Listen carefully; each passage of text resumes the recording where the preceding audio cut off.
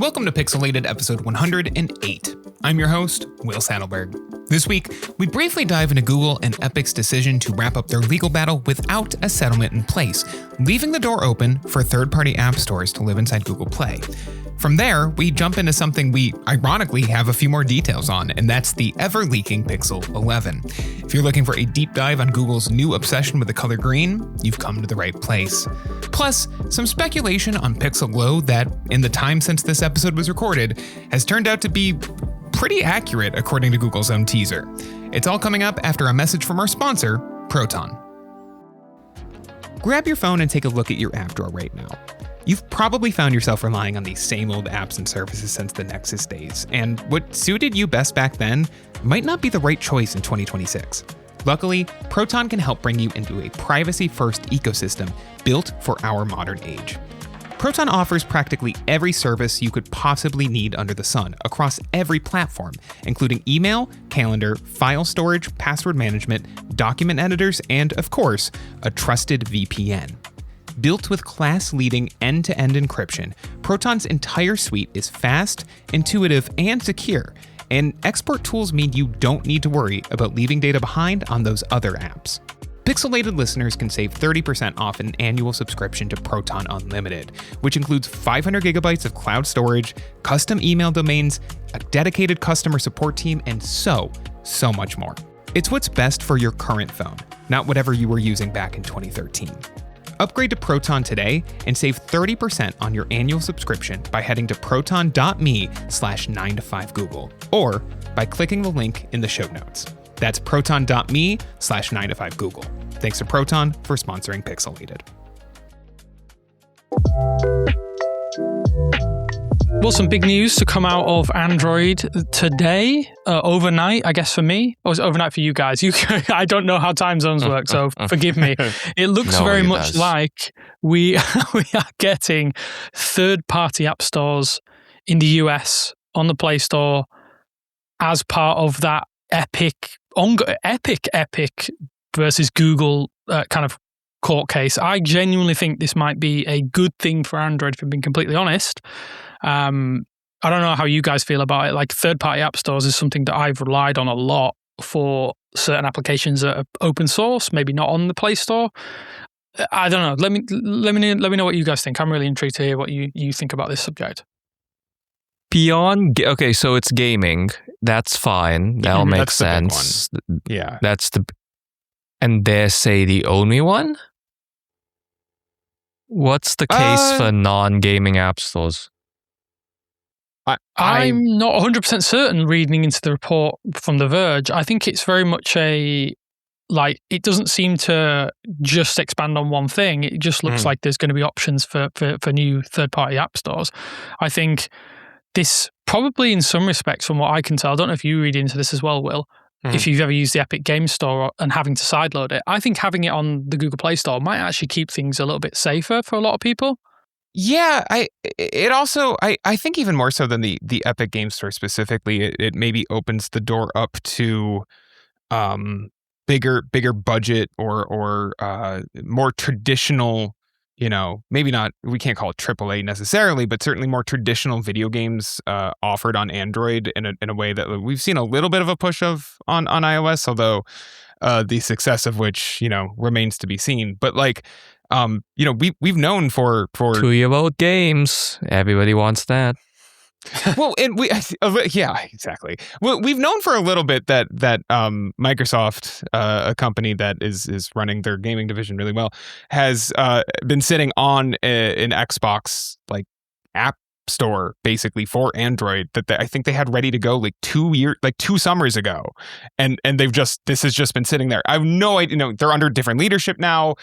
They have, jokes aside, they have a lot on their plate to focus on in terms of digging out of the hole that they've found themselves in. So I have no idea if they still plan to launch that Xbox store. But that is sort of the thing that I think that would be the biggest benefit to come out of this, is that we'll see more of an expansion of games that are maybe a little less predatory, a little less built around gotcha mechanics or in-app purchases, Will they be successful is a completely different question. But I do think at least at the beginning of this, we will see that push. Whether it lasts more than 12 to 18 months is another question. My thought process is, as you mentioned, games. And you mentioned about gacha mechanics.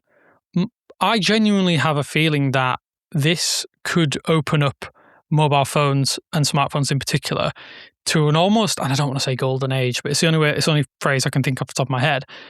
We've had this situation where gaming consoles are becoming a little bit financially inviable for lots of people. And smartphones are genuinely quite powerful now. A lot of them are capable handhelds in their own right. I do wonder if this potentially opens up people to say, do you know what? We can make our game viable for Android now because we're not having a huge, maybe not necessarily reading into the lines here. I don't think it's doesn't outwardly specify how much there is going to be any cuts to Google. I think that was the argument to begin with. Definitely feels as though we could potentially see more indie developers on the store and have their own platforms. Maybe GOG finally say we're going to have an app store on the app store. I don't necessarily see a negative if I'm completely honest with you. I think it probably does give lots of flexibility to distribute your apps now, maybe more so than it did before, and it feels more secure for users because you know that it's going through one process as opposed to. And while I do use services like F-Droid and Aurora Store on other devices, this feels like a better way of doing it. Maybe it does open the door as well for more like open source software that potentially we haven't seen on the Play Store for a long time. Let me just read through the statement that a Google spokesperson, I believe it's Dan Jackson, it's attributed to The Verge. They've said that we've agreed with Epic to withdraw our motion to modify the US court's injunction rather than prolonging this process, which creates uncertainty for the ecosystem. This allows us to focus on executing our recently announced global business model evolution to deliver greater App Store choice, lower prices, and more opportunities for developers and users. We remain committed to maintaining Android's industry-leading security and fostering a competitive ecosystem where every App Store and developer has the freedom to compete. In parallel, we continue to comply with the US court's injunction. Well, I think it's quite a strong response from them in terms of we want to give you options. So, yeah, hopefully this does genuinely stop people from complaining about this kind of thing, and maybe Epic can finally rest their laurels a little bit. Now that we're talking outside of the gaming realm, I do wonder what the utility is. I just keep thinking about that Samsung phone. So they have the Galaxy App Store. And it's not like Samsung's the greatest steward of their store. It's mostly basically at this point a way for them to distribute first-party applications. I think at the end of the day, the choice is nice, but I think there's the power of defaults. I think the vast majority of people will just rely on the Google Play Store, and I don't think for mainstream apps, and I don't think that opening it up necessarily will affect the end user experience of the mass majority of people. Okay, so I'm just had a thought about a negative that Abner's kind of brought up for me is most people will use the default app store.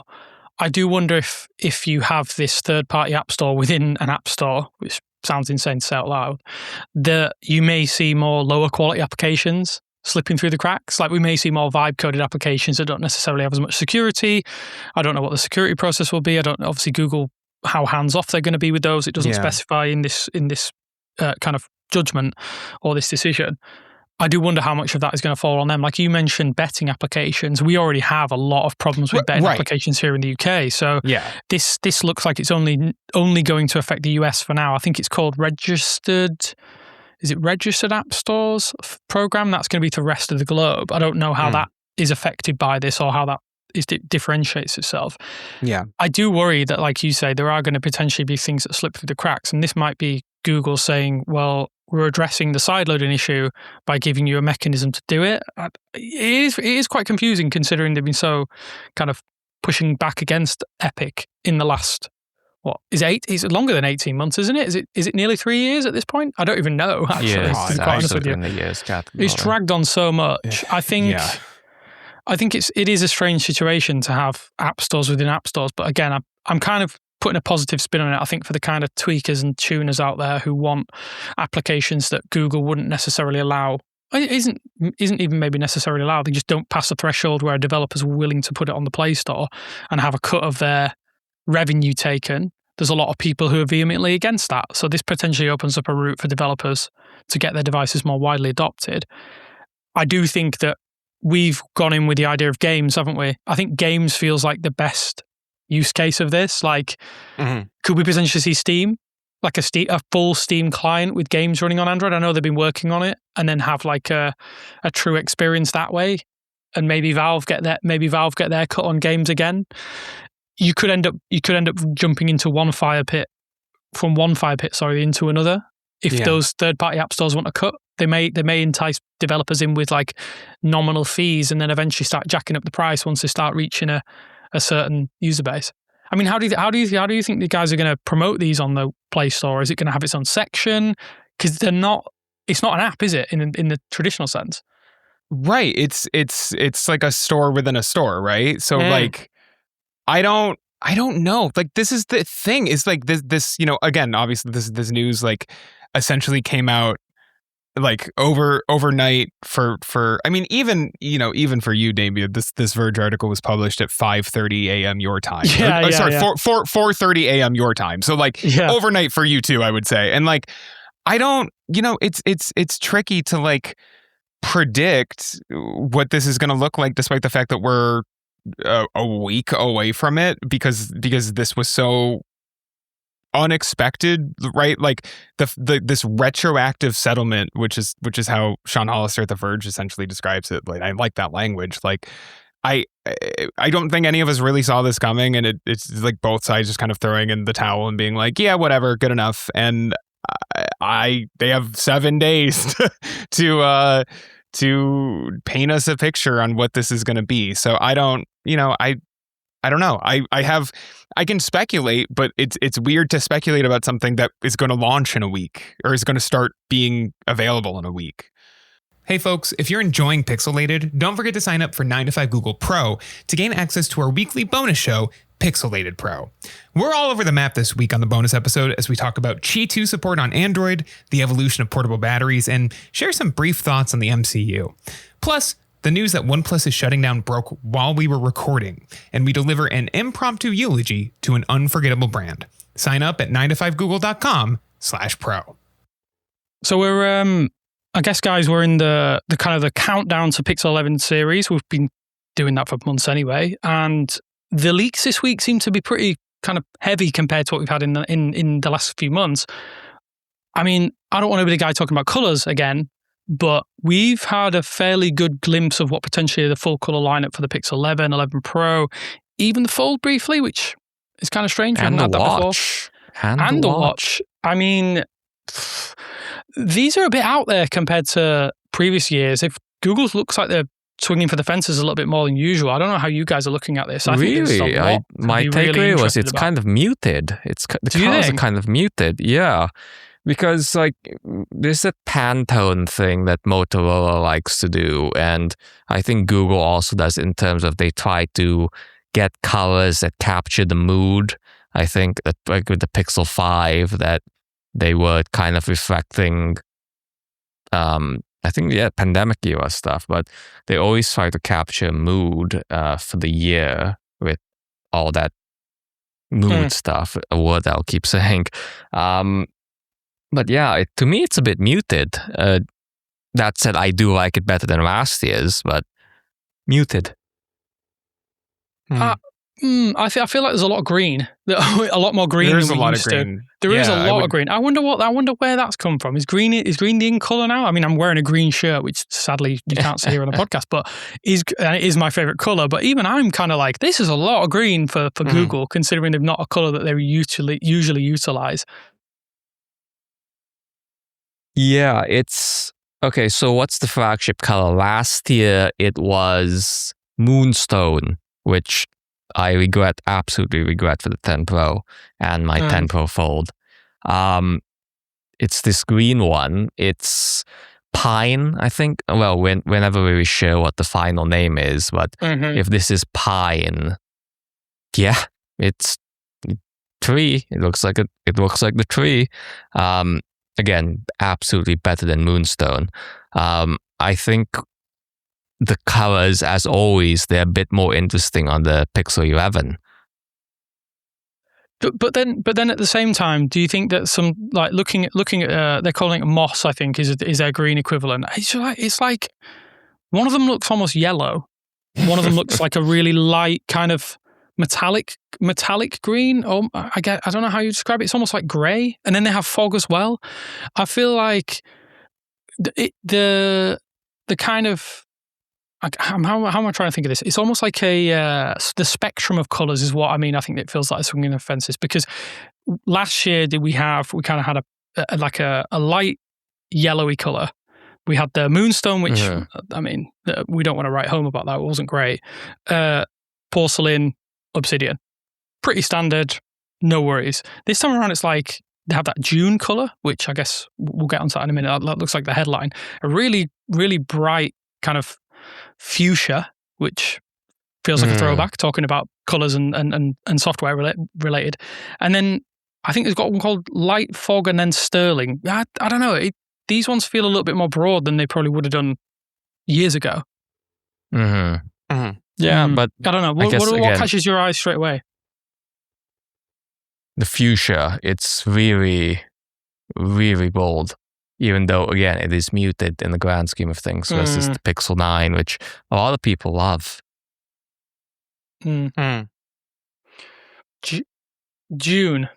Do you think June is the right colour to go for this time around? Because we just talked about Moonstone briefly. I think Moonstone was the one that stood out and people were looking at it. And I vehemently regret going for that one. Yes. I think it's Dune. It has colour. It has more color than last year, so baby steps, I guess. Yeah, Dune looks really nice, and they should make one that has like a gold sandworm on the back to tie into Dune Part 3, which looks great. I just finally finally watched the trailer to that. It looks great. For me, the first takeaway was exactly what you said, Damien, which is this is a lot of green. It's like 3 shades of green, and then also kind of a greenish blue, and then a greenish black. It's like 3.5 green. Which is fine. It's weird to do this many takes on like such a similar shade, and then like another one of them is more of a like grayish blue, and so you're really playing on that side of the color wheel, and that area of the color wheel, and not so much in oranges, yellows, reds. You have the Dune and fuchsia colors, which sort of make up, I guess, what you would usually put there, but it's obviously not nearly as much variety as you have in the greens and blues.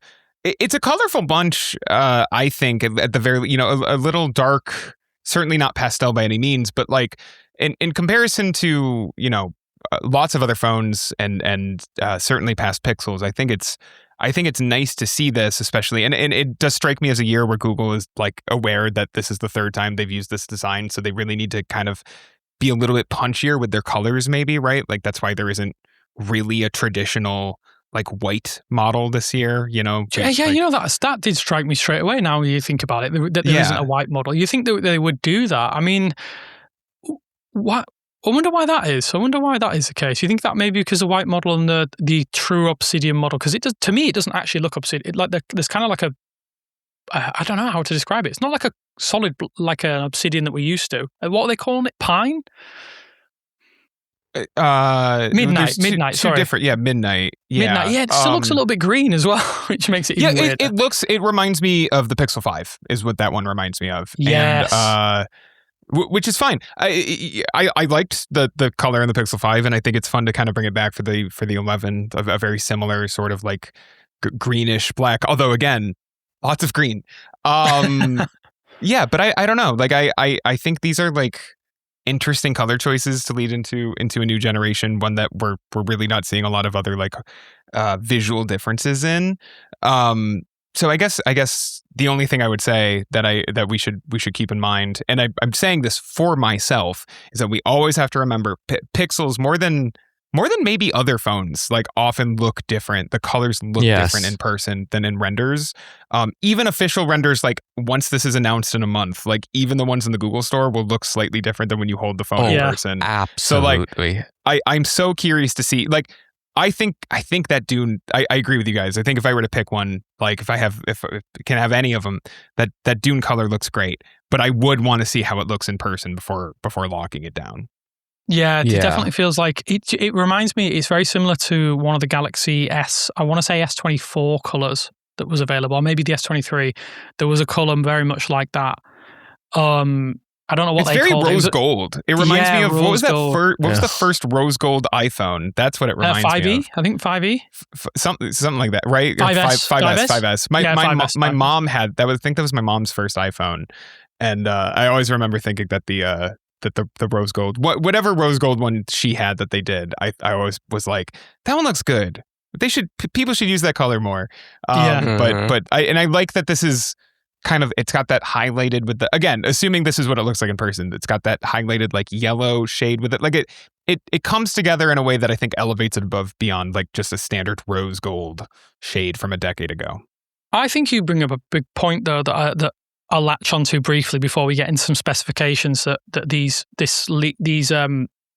think they're probably placeholder listings on Amazon, where this came from.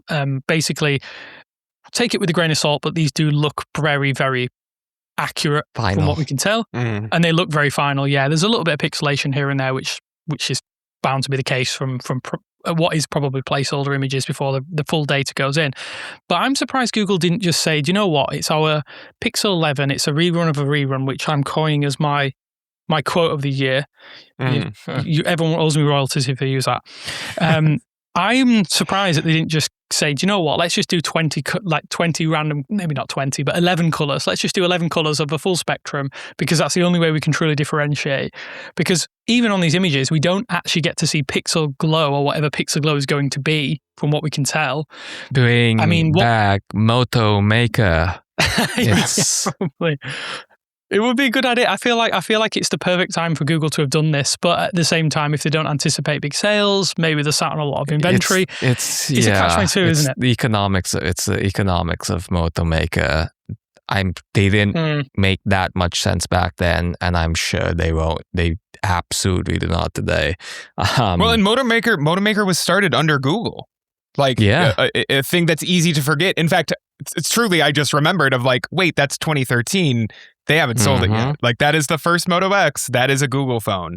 And although Moto Maker continued for one generation past the sale, I guess, it was kind of the phone that they were making next under Google. Although I think when the second generation Moto X came out, it was I think they had already been sold. It was not the same. Yeah, it was. It was, that generation was still okay. It was. I think they tried to do like a more pared down version of Moto Maker, maybe with the third one. I don't remember. Now we're talking about over a decade ago. But it was. I agree with you. There was like a sweet spot where that was a big pitch, but it just didn't catch on in the right way, and even the nostalgia for it really remains. And I can tell you this from traffic data alone. Like, anytime I've tried to write about Moto Maker, it's just people don't remember it the way that we remember it, which I get. It's like the nerdiest thing in the world to be like, I'm going to play with this phone designer tool, but I loved it. Okay, we're going to go back into this. Okay, that's official. Okay, so that was still technically the early smartphone era, right? It's, 2013 absolutely. is kind of pushing it, but let's say it's still whatever the year of the history is still the first. We're not even, material design does not exist when the Moto X comes out. That is early. No. That is early smartphone. I think if it happened now, people would love it. I feel like, okay. It goes back to the idea of cases. Yeah. It's okay. Like, I don't know, maybe people would use more clear cases to show off their customized phone. But I kind of think like people's how bored they are with their phones, which is like Google's advertising strategy last year with that ice cream ad. I think it would do insane in this day and age. If there's no price premium, if there's nothing, if it's included in the base of your phone, I think it would really it would make people so excited to show off their custom colors. I think it would benefit from it would benefit from reduced competition, right? Because it would be, when the Moto X comes on the scene in 2013, it's competing against, not even just 1,000 Samsung phones, right? Like Samsung, I guess in 2013 is like dialing back on doing carrier like specific versions for the Galaxy S lineup, but is still making a billion like Galaxy devices at every price range at this point, even more so than today. Motorola is competing against its own Droid line essentially at the time, right? Like the Droid is still a big thing at Verizon at that point. It's competing against HTC, right? And in 2013, HTC released the One M7. So like it's a massive amount of competition that this thing is against. A decade and a half ago. Today, right? It would be, if Google was like here's Pixel Maker. It's competing against Samsung and Apple. And I didn't even mention Apple previously. I was just looking at Android devices. Samsung and Apple, and it's kind of it. Like, I guess technically Motorola in a way, but like, it would be a lot easier to sell people on the, making their own device, because there's only so many devices you're kind of picking them from one of 3 or 4 manufacturers and then just buying whatever the device that fits your budget is. So I could see it being a lot more successful today, but you still get into the logistics of it being a little bit unfeasible, especially when we are already looking at the RAM crunch and so on. Like it's clearly the wrong time for it, even if I'm with you, Abner. I would love to see it. That's perfectly timed, because Moto Maker wannabes aside, it is interesting that these listings suggest that the base Pixel 11, and then there was an earlier rumor that we're all going to be 256 across the board. It isn't specified what storage technology we're going to use. I imagine it's UFS 4.0, but take that with a heaping of salt, because that's just me thinking that it probably is, because 256 modules are where UFS storage starts, UFS 4 storage starts. But it suggests that we're going to have 12 gigabytes of RAM on the base model, which goes against some previous claims that they would drop the base model to 8 gigabytes. And we talked about it here at length on the podcast, that would worry us for certain AI functionality, like when you need more wide RAM. So, and then obviously the Pro listings are listed at 12 gigabytes of RAM. Does this potentially put us in a situation where the Pixel 11, the base model, if it does get upgraded cameras as well, could be a genuinely good purchase this time around, as opposed to the Pro series? Yeah, again, slightly more interesting colors, that too. But I've been living with the Pixel 10a, 8 gigs of RAM. It was fine. It's fine. Of course, there are no AI features, but I feel like 12 is a sweet spot. I think people will be fine with 12, and I feel like 12 is going to be the default for quite a bit. From a technologist standpoint, yes, it sucks that you're going from 16 to 12 on the base Pro. Yeah. Like, conceptually, the idea that we're going backwards in technology is wild to me. But from the consumer experience, the end user experience, 12 gigs is absolutely fine, and I don't think you really notice a meaningful difference. No. Does this impact? I agree with you. Right? Like and this is coming from someone who I haven't even used a Pixel 10 Pro. I have my entire Pixel 10 experience has been either on the base model or the 10A, neither of which have 16 gigabytes of RAM, and I've had a perfectly fine experience. But does this make does this weaken the 7 years promise, right? Does this make, even if today you're like not going to impact you, does it make it a little, does it impact someone's plans to hold on to this phone for 5 or 6 years? Because we don't know, it is difficult for me to predict what the right amount of RAM will be in 5 years. I don't know. And so it might be fine, it might not. I think that given that this is an industry-wide crunch and that for at least 2, 3, 4 years that the RAM impact will be here, I think the onus is on Google to optimize Android, to do a particularly hard run at optimizing Android for this RAM future. Yeah, I hadn't thought about this, but that's a great point. Well, not just to make the platform better, but also because Google is a player in the RAM crunch, right? They are part of why there is a RAM crunch. Maybe not to the degree.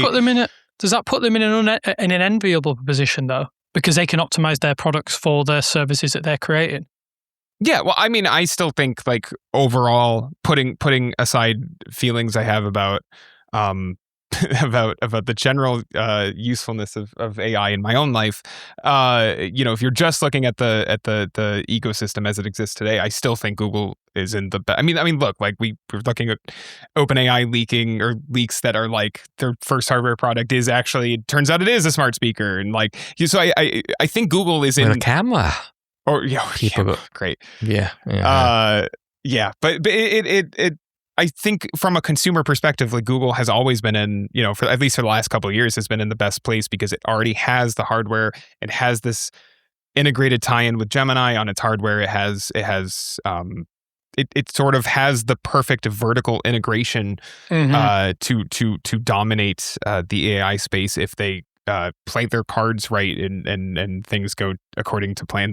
And their models are good, right? But it just depends on. But to that end, they can optimize Android to be we know because of the RAM crunch, we need to be able to hit these this minimum level of spec. Let's make sure Android can do that, and then the fact that RAM costs more doesn't mean as much to end consumers because the experience is the same. Yeah, I think also it will be very obvious to these companies that they can't just keep saying buying a new thing. If people are not willing to spend the inordinate amount of money on these products just to get X feature, people will just stop buying them. And I think very quickly Google will, not necessarily Google, because I don't think Pixels are flying off the shelf like probably other brands, but there is definitely going to be a pushback from consumers. We're already seeing that in the gaming space. And I feel like common. I'm so curious to see the response to whatever Samsung announces in a week, because those prices. I mean, we're talking about foldables, right? So we're already talking about $2,000, and there's not a lot of wiggle room left for them to bump up these prices without making even the most dedicated enthusiasts start to feel a little bit ripped off or a little bit okay, well, I'll wait another generation. My Galaxy Z Fold 6 is fine. I'll just keep waiting.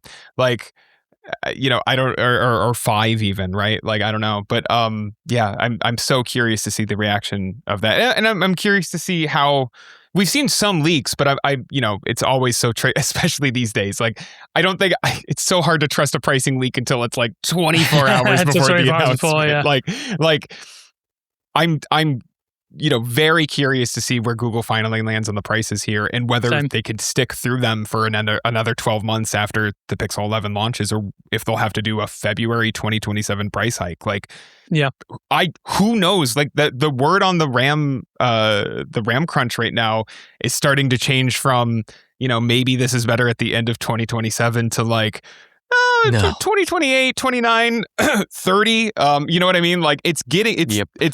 It's bad, and it's not getting better, and no RAM manufacturer is stepping up to increase the amount of consumer level RAM they're making, because they got burnt during COVID, and so they're scared of that despite demand being it's a whole mess, and I don't even see the solution to it. And so I think this is going to continue to snowball, and I will be curious to see when consumers finally start saying enough is enough. I don't think it will be with, for example, this Pixel 11 launch, even with, the elevated prices we expect, but it's going to happen eventually.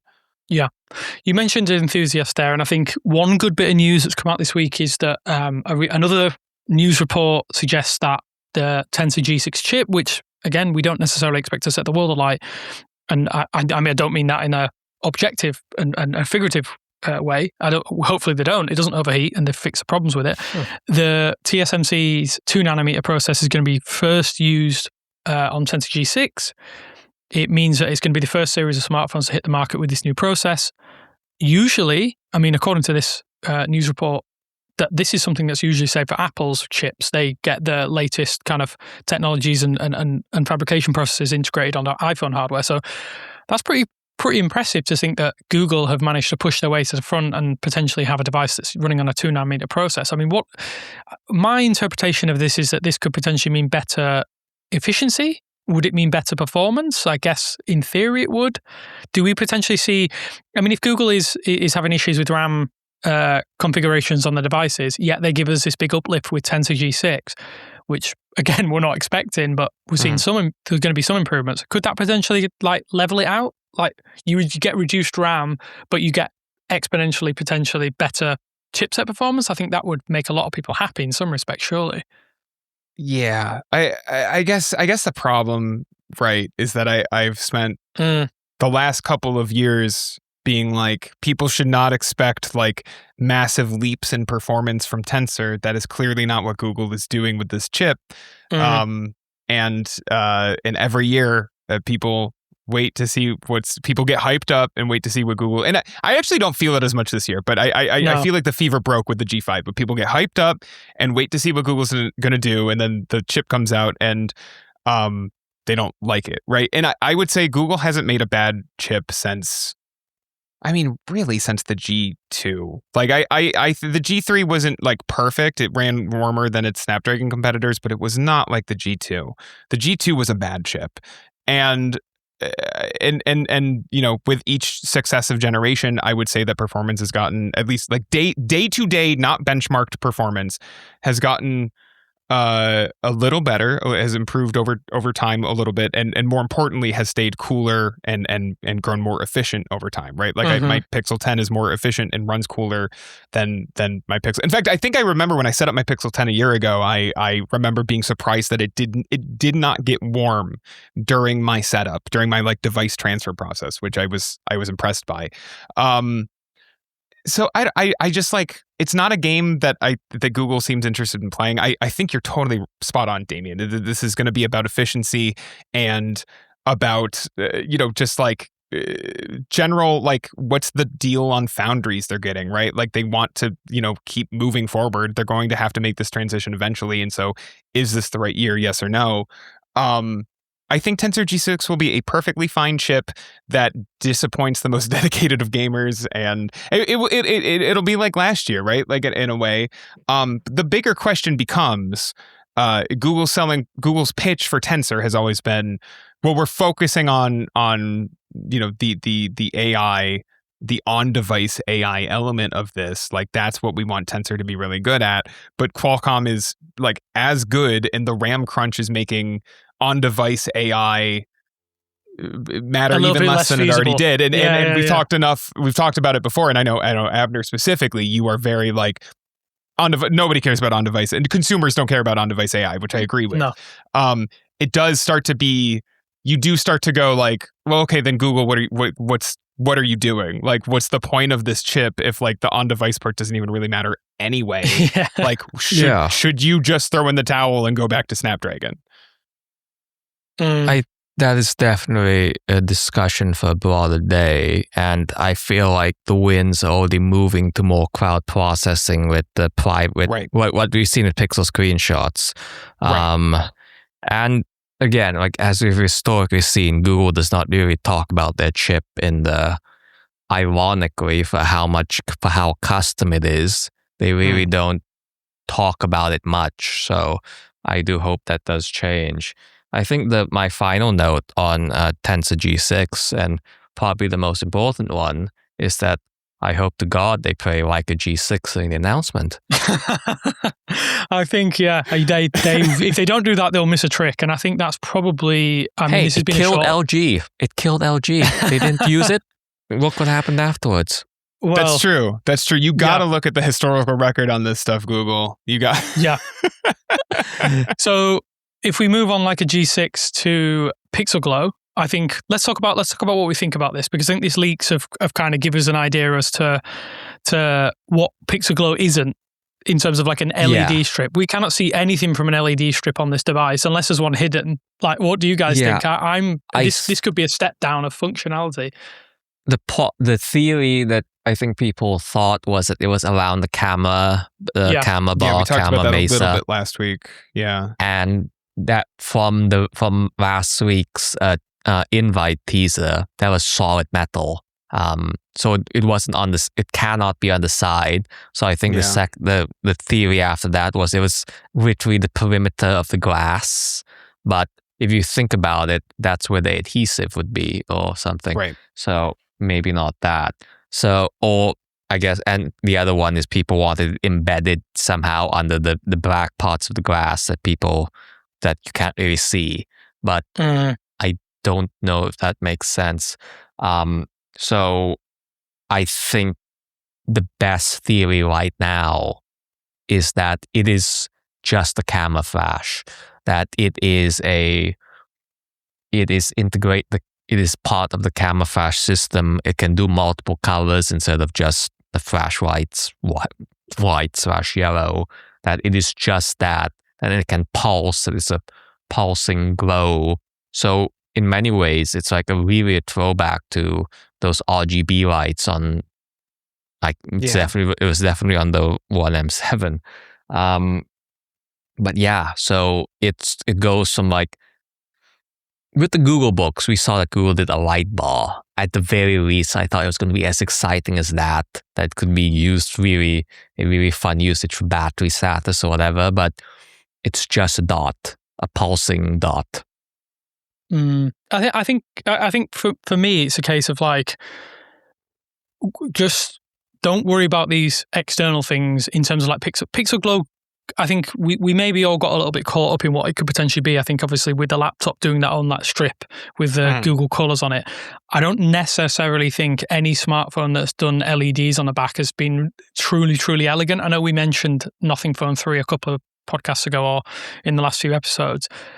I don't think that's selling devices. I think maybe to one or two people, or that's probably under exaggerating it. I think it's definitely a case of there are people who care about this, but realistically, was it going to be something that could sell this phone? I'm not necessarily sure. No, I would say that the Nothing Phone, while it is practical, it leaned too much into that like techno gaming case lights. So I think Google's attempt to be a bit more mainstream. I have nothing against the functionality of an LED light, especially if we're in this era of people not wanting to see screens, they put their phone on the desk, which again to me seems insane. And there's the AOD, which is not that stressful. But I don't know, lights.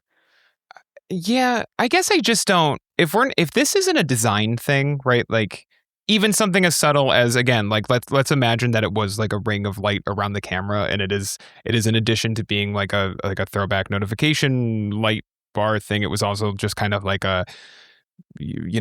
essentially an RGB strip like you would put on a gaming computer. Like if it's not that, then I don't. It's fine if they want to build this functionality and make it a better flash, right? Like I would love if this had the iPhone Pro line's ability to adjust throw the width of the beam, right? Like it's a very cool feature on Apple's Pro iPhones, and like I'd be more excited about that than them just being like it's got different colors now. Although I don't see a reason it can't do both, but I don't know, like this is fine and all, but if all it is like an RGB equipped camera flash that can like subtly like dimly flash when you have an alert, this thing better not take up more than 10 seconds on stage, because we are no longer talking about a selling point. We are talking about like a thing you put together, but it's I don't think an RGB strip would move a lot of people to upgrade their device, but it would move some people. And I don't think this thing, does anything for anybody. Like, it doesn't move the needle, right? This feature will be a nice to have, but I honestly could almost argue that the thermometer would move the needle more than this. Okay, well, let me just say, I hope to God that this wasn't built just because to make Gemini look a little bit cooler. Like when there's rumors about when you activate Gemini, that's this glows. You said it. I hope the origin was not that, because woof. Yeah. I'm very skeptical that this is going to be anything really worth paying attention to at this point. Like not that it won't be useful for some people, but I agree with you. I mean, look, let's think this through. In addition to smartwatches, right? Like the notification LED goes away, but is like dead by like 2015 for the most part, right? So like in that time, smartwatches have become massively popular, I would say. We've moved to a space where every device basically has an always on display that can show you notifications and can typically be customized to show more or less information as you want it to. We are, and Abner, I think you're very excited about, but we are moving into the age of smart glasses, which are also going to prompt you with alerts in front of your eyes. Like, I don't know who is like, I don't like any of these options. I wish I had an RGB camera flash on the back of my Pixel. That's how I want. Like, we gotta like, there's gotta be more to this than just that. Yeah.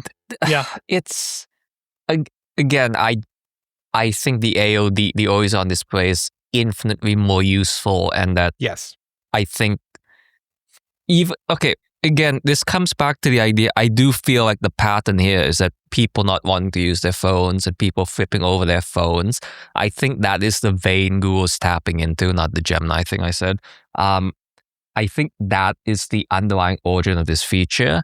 And if Google can make this an Android feature proper, if they can get Samsung to also put it, I think there's something there to make the Android experience a bit unique for the entire ecosystem. Like tapping into the idea of like people want to flip their phone and not doing it, but they still want to keep alert. But that being said, I still think that if you don't use the AOD is right there. That's what I keep going back to. It's not that disruptive, especially on Pixel phones. It's just the icons. It's just the notification icons. Yeah. Yeah. I think my thought process is that it's probably something we've read into a little bit too much. We've kind of expected a little bit too much from it. And maybe it is just an external, like a middling feature that is just kind of enhancing the experience you might have with your camera bar and everything else to do with regards to the Pixel camera system and notifications and stuff. But overall, I got to say, we are probably going to learn more about this in the next few weeks. I'm excited to see what it does and what it doesn't do, because we've talked about it at length and ad nauseum, and seeing something that kind of like, I guess it kind of quells the rumors, because people are getting too out there. Maybe, it's gonna light up your entire room. It's gonna be all these things. If it is just Gemini glowing, absolutely fine. I don't have a problem with that. That it is what it is. But we're going to get into more details with some random stuff, bits and pieces, stuff that's going on over on the Pro tier. If you want to join us, go ahead and join 9to5 Google Pro. There's a link down in the show notes. We're going to get into anything else. We're going to go off record. We're going to talk about random stuff. It's always a good time. Come join us. Everyone else, listen on. If you're not, speak to you soon. Bye. Bye. Thanks for listening to Pixelated, a 9to5 Google podcast. If you enjoyed the show, we ask that you rate and review it on the podcast platform of your choice, and help spread the word by sharing the show with friends or on social media.